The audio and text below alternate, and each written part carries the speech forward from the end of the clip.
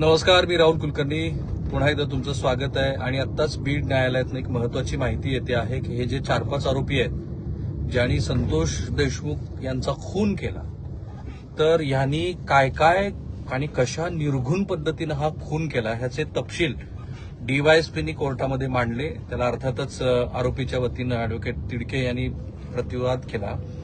पण बघा काय काय सराईत गुन्हेगार आहेत. आम्ही सकाळी आज ती बातमी महाराष्ट्राला सांगितली की ह्या सगळ्या लोकांच्या विरोधामध्ये मकोका अंतर्गत कारवाई होऊ शकते एवढे गुन्हे यांच्या विरोधात आहेत. कुणी 19 गुन्हे केले, जसं वाल्मिक कराडनी 15 गुन्हे केल्याची माहिती आहे. त्यातल्या बऱ्याच गुन्ह्यातनं तो निर्दोष सुटला असं काही जणांचं म्हणणं आहे, पण त्याचा अधिकृतपणे पुरावा आमच्याकडे अद्याप आलेला नाही. हे आता दिसतं आहे की काय निर्घुण पद्धतीनं ह्या मंडळींनी हत्या केली. कारण आज जेव्हा ह्या प्रकरणामध्ये वाढीव पोलीस कोठडी घेण्यासंदर्भामध्ये न्यायालयामध्ये आर्ग्युमेंट सुरू होती, तेव्हा डीवायएसपीनी खूप सविस्तर असे तपशील दिलेले आहेत.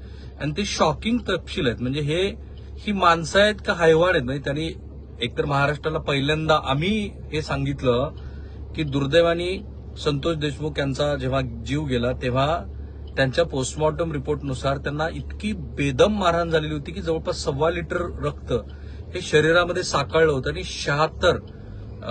56 ठिकाणी त्यांना बेदम मारहाण झालेली होती. आणि त्यातनंच त्यांचा जीव दुर्दैवी संतोष देशमुखचा जीव हा जागेवरतीच गेला. आता न्यायालयामध्ये सुनावणी आहे आणि आरोपीला जवळपास 13 दिवसाची वाढीव पोलीस कोठडी दिलेली आहे. मकोका ह्या आरोपीवरती आम्ही लावू शकतो का, ह्याबद्दल आता न्यायालयामध्ये पोलिसांच्या वतीनं अधिकृतपणे भाष्य करण्यात आलेलं आहे की ह्या आरोपींच्या विरोधामध्ये आम्ही मकोका लावणार आहोत आणि त्याची आमची तयारी सुरू आहे. मकोका म्हणजे संघटित गुन्हेगारी, महाराष्ट्र ऑर्गनाइज्ड क्राईम असं आपण ज्याला म्हणू, संघटित गुन्हेगारी संदर्भातला.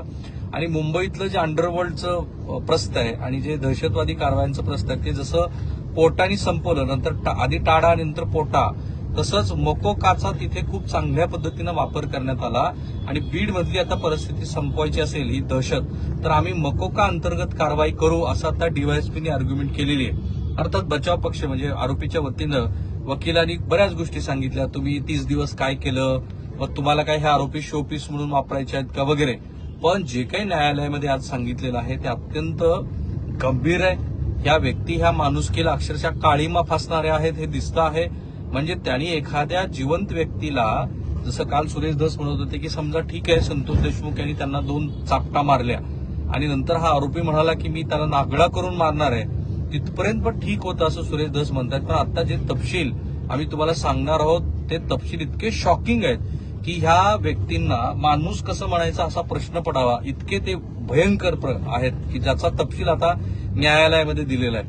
अर्नेश कुमारच्या केसचा उल्लेख हा स्वतः बचाव पक्षाच्या वतीनं करण्यात आला की अर्नेश कुमारच्या केसमध्ये न्यायालयाने असं म्हटलंय की jail is not a law, bail should be granted. म्हणजे तुम्ही अनावश्यक पद्धतीनं एखाद्या आरोपीला जेलमध्ये डांबू नये, हाच बचाव पक्षाचं म्हणणं आहे की हे काही संघटित कृत्य नाही, एकाच दिवशी घडलेलं आहे, सगळी शस्त्र तुम्ही जप्त केलेली आहेत, आता कशाला तुम्हाला पोलीस कोठडी हवी, जे अर्थात बचाव पक्षाचा नेहमीचा बचाव असतो त्याप्रमाणे. पण न्यायालयाने ते ऐकलं नाही आणि डीवायएसपीनी पण ज्या पद्धतीने हे सगळे तपशील आणलेत. बघा न्यायालयामध्ये ही जी सुनावणी झाली त्याची लगोलग आम्ही तुम्हाला माहिती देतोय. पहिल्यांदा हे कळतं आहे की मारहाण करतानाचे व्हिडिओ शोधण्यात यश आलेलं आहे पोलिसांना. जे काल सुरेश धस म्हणत होते की यांनी व्हिडिओ कॉल केले, म्हणजे त्या व्यक्तीला बेदम मारहाण होत असताना ज्यांना कोणाला ते व्हिडिओ दाखवायचे होते त्यांना ते दाखवले. आणि सुरेश धस यांचं असं मत आहे की ते व्हिडिओ बघणारे कोण लोक होते, त्या सगळ्यांना अटक केली पाहिजे. आणि म्हणून मी म्हटलं की पोलिसांचा तपास योग्य दिशेनं सुरू आहे. कुणीही वाचेल असं आता वाटत नाही, कारण आता हे ऑन रेकॉर्ड आहे. हे काय देवेंद्र फडणवीस किंवा गृह विभागाचं आपल्याला अभिनंदन वगैरे करण्याच्या पलीकडे जाऊन आपण प्रत्यक्षामध्ये न्यायालयात काय सुरू आहे ते सांगतो. मारहाण करताना व्हिडिओ शोधण्यात पोलिसांना यश आलेलं आहे, ही सगळ्यात मोठी गोष्ट आहे. याची चर्चा होती, अनेक जण बोलले होते, पण अधिकृतपणे आता हे रेकॉर्डवर आलेलं आहे. आरोपीच्या मोबाईलमधून व्हिडिओ सापडला आहे. आरोपींच्या डोळ्यात कोणतीही भीती पश्चाताप दिसत नाही. अर्थात हे सरकारी पक्ष नेहमी अशा पद्धतीनं म्हणतो, पण आता ज्या पद्धतीनं मी तुम्हाला हे सगळं पुढे सांगणार आहे ते फार गंभीर आहे की याच्यामध्ये त्यांनी काय केलेलं आहे. याच्यामध्ये आपल्याला असं दिसतं आहे की ह्या आरोपींनी फक्त व्हिडिओ काढून त्याचे अनेक वेळेला जो कोणी तिकडे व्हिडिओ बघत होता तो काही वाल्मिक कराड होता का आणखी कोणी सुपर आका होता त्याचे आणखी तपशील न्यायालयात येणं अपेक्षित आहे. पण हे दिसतं आहे की हत्या करताना आरोपी पाशवी आनंद घेत होते. हे कोर्टात म्हटलंय पोलिसांनी की ते पाशवी आनंद घेत होते.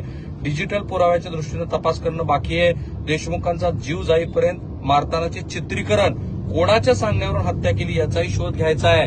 त्यामुळे पोलीस आता कुठलीही गोष्ट शिल्लक ठेवताना दिसत नाहीत.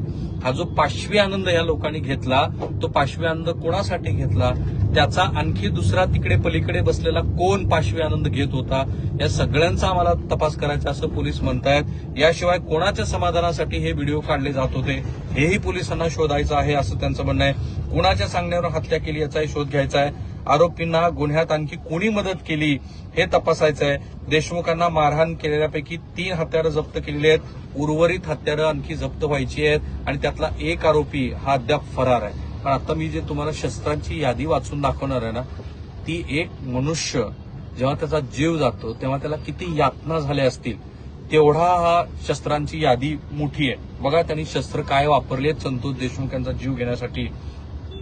41 इंचाचा गॅसचा पाईप वापरलाय, एक लाकडी दांडा वापरलाय, तलवारीसारखं शस्त्र वापरलंय, 4 लोखंडी रॉड वापरले, एक कोयता वापरलाय, एक लोखंडी फायटर वापरला. ही लिस्ट आहे जी न्यायालयामध्ये पोलिसांनी सादर केली आहे. म्हणजे एकतर हे स्वतः कुठल्या तरी इन्फ्लुएन्स खाली असतील, हे काही दारू पिऊन होते का आणखी कुठली मादक पदार्थाचं यांनी सेवन केलं होतं. कारण एक कुठलाही मनुष्य कितीही उलट्या काळजाचा असला ते हे 5-6 आरोपी त्याला मारतायत, त्याचं चित्रीकरण करतायत.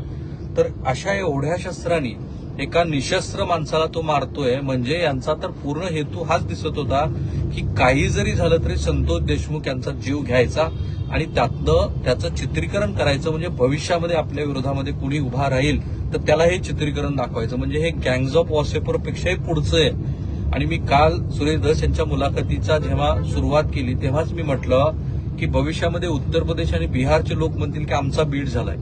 काय भयंकर आहे हे सगळं. म्हणजे हे आपण ऐकून होतो की बीडमध्ये असं आहे, पण आता अधिकृतपणे न्यायालयाच्या पटलावर हे आलंय आणि त्याचं त्यामुळं कायदेशीरदृष्ट्या अत्यंत महत्व आहे. कारण असं आहे की सुरेश धस जे आरोप करतात त्याच्यामध्ये राजकारण नाही असं मी तर काही मानत नाही. त्यांचा भाव असेल की ज्या पद्धतीनं संतोष देशमुख यांचा खून झालाय तर त्याच्यात त्यांच्या कुटुंबाला न्याय मिळाला पाहिजे. पण बाकीच्या ज्या जोडून गोष्टी सुरेश धस सांगतात त्याच्यामध्ये राजकारण नाही असं मानण्याचं काही कारण नाही. सुरेश धसांनी या प्रश्नांची उत्तरं दिलेलीच आहेत. पण ते जे तपशील ते सभागृहात सांगत होते, ते जे तपशील ते वारंवार आमच्या मुलाखतीमध्ये सांगत होते. म्हणून मी पुढे म्हणतो की ती मुलाखत तुम्ही जरूर ऐका. अत्यंत सविस्तर अशी मुलाखत आहे, प्रक्षोभक आहे. पण तेवढे तपशील कुणाच्याही इतरांच्या मुलाखतीमध्ये आलेत असं मला वाटत नाही. कारण पुरेसा अभ्यास करून मी त्यांना प्रश्न विचारले होते आणि त्यांनी त्यांच्या मनातल्या गोष्टी सांगितल्या. पण हे किती भयंकर आहे. त्यांनी सुरेश धस सांगत होते ते आता न्यायालयामध्ये अधिकृतपणे आले आणि सुरेश धस यांचं म्हणणं असं आहे की या प्रकरणामध्ये जो काही तपास सुरू आहे तो व्यवस्थित सुरू आहे आणि आता ती हळूहळू खात्री पटत चालली आहे की पोलीस हे कुणाचाही मुलाहिजा ठेवत नाहीत. एखादी मोठी ब्रेकिंग बातमी महाराष्ट्राच्या आत्ताच्या राजकारणात ती येऊ शकते की ज्याच्यामध्ये काही मोठी नावं पोलिसांच्या रडारवर आलीत. कारण अजून पोलिसांनी रेकॉर्डवर म्हटलेलं नाही की ह्या आरोपींनी नेमका कुणाला फोन कॉल करून हे सगळी दृश्य दाखवली. एक दुसरं, जर वाल्मिक ह्या प्रकरणामध्ये आला तर मग ऑब्व्हियसली श्री धनंजय मुंडे यांच्याकडे सुद्धा संशयाची सुई जाणार आहे. या क्षणापर्यंत कुणीही या खंडणी प्रकरणामध्ये किंवा संतोष देशमुख यांच्या खुनाच्या प्रकरणामध्ये धनंजय मुंडे यांचा थेट सहभाग आहे असं म्हटलेलं नाही. ऑन रेकॉर्ड पोलीस ऑफिसरबद्दल मी बोलतोय. बाकीच्या चर्चा खूप आहेत. पण त्यांचा एक तर दिसतंय की त्यांचा जो काही कुठला जवळचा कार्यकर्ता आहे त्या कार्यकर्त्यानं ज्या पद्धतीनं ही संघटित गुन्हेगारी उभा केलेली आहे त्या संघटित गुन्हेगारांमुळं कदाचित त्यांना माहिती असेल नसेल, वी रिअली डोंट नो. परंतु याच्यातनं असं दिसतं आहे की तिथं एक गुन्हेगारांचं साम्राज्य उभं राहिलंय. मला एका आयपीएस ऑफिसरनी फोन करून सांगितलं, ते आज होम मिनिस्ट्रीतल्या महत्वाच्या पदावरती आहेत. ते म्हणाले की पोलीस स्टेशन काय करत होतं, डीवायएसपी काय करत होते आजवरचे, एसपी काय करत होते. जर ह्या लोकांनी त्यांना वेळीच आडकाठी केली असती तर कदाचित आता जी महाराष्ट्रासमोर बीडची परिस्थिती, म्हणजे बीडमधल्या एका तालुक्यातली भयंकर परिस्थिती दिसते आहे ती आली नसती. आज जे महाराष्ट्रातले वेगवेगळे राजकारणी ह्या निमित्ताने बदनामीच्या कक्षात आले ते आले नसते. आणि बीड सारख्या जिल्ह्याची जो जिल्हा ऐतिहासिकदृष्ट्या अत्यंत महत्वाचा आहे, म्हणजे बीड कोणता जिल्हा आहे की ज्या जिल्ह्यामध्ये छत्रपती शिवाजी महाराज हे आग्र्यामध्ये जेव्हा अटकेत होते तेव्हा जिजाऊनी मिर्झा राजे जयसिंहकडनं जे 12,000 की 50,000 तर मी त्याच्यावर संशोधनात्मक एक डॉक्युमेंटरी केलेली आहे, तिथे त्या बीडमध्ये ते कर्ज घेतलं होतं म्हणजे जिजाऊनी नंतर तिथेच फेडलं. हा तो जिल्हा आहे की ज्या जिल्ह्यानं छत्रपती शिवाजी महाराजांचा कालखंड, मुघलांचा कालखंड, पेशवांचा कालखंड बघितलेला आहे. उत्तम असे किल्ले तिथे आहेत. या जिल्ह्यातनं मराठीचं उगमस्थान आहे. कवी मुकुंदराजांचा तो जिल्हा आहे. आणि अशा वेळेला जेव्हा ह्या जिल्ह्यात इतकी अशी अमानुष माणसं ही जर, हे मी पुन्हा सांगतो, हे न्यायालयीन रेकॉर्डवरती आलंय म्हणून बोलतोय आपण, कुठल्या राजकीय नेत्यांनी ह्याबद्दलचा उहापोह केला म्हणून नव्हे, तर हे जे आहे ना हे भयंकर आहे. इतकी शस्त्र घेऊन जर एखादा व्यक्ती अशा पद्धतीनं एखाद्या माणसाचा जीव घेणार असेल तर जो मेला त्याच्या जीवाचं काय झालं असेल. तो जेव्हा हे मार खात होता, मला काल अक्षरशः माझ्या डोळ्यामध्ये मी भाव आवरला तो. मी त्याचा जेवढा छोटासा मुलगा संतोषचा जेव्हा मी बघितला तेव्हा मला असं वाटलं की अरे या मुलानं आता आयुष्यभर आपला वडील नाहीये तर त्याचं काय त्यांनी करायचं. म्हणजे संतोष देशमुखचा भाऊ तरी सज्ञान आहे, त्याला तर या गोष्टीची कल्पना आहे, पण त्या छोट्या चिमुरड्यांनी आपल्या वडिलांनी त्याला विचारलं की अरे तुझ्या बाबांना तो शेवटचा कधी बोलला, तर तो म्हणला मी काका मी झोपलेलो होतो, मी नाही बोललो बाबांशी. मला वाईट वाटलं की ज्या पद्धतीनं संतोष देशमुखचा खून केलाय, तर हे जर पोलिसांनी ठेवलेलं रेकॉर्डवरचं अंतिमता न्यायालयामध्ये सिद्ध झालं तर खरोखरच रेअरेस्ट ऑफ द रेअरेस्ट केस म्हणून या गुन्हेगारांना फाशी दिली पाहिजे, लवकरात लवकर दिली पाहिजे. आणि जसं श्री देवेंद्र फडणवीस म्हणतायत आणि जो पोलीस विभागाचा तपास चाललेला आहे, कारण आज त्यांनी ज्यांच्यावरती आक्षेप होते असे काही लोक या तपास यंत्रणेत वगळलेत. म्हणजे हे दिसतंय की जे मुद्दे समोर येत आहेत ते मुद्दे श्री देवेंद्र फडणवीस हे बाजूला करतायत.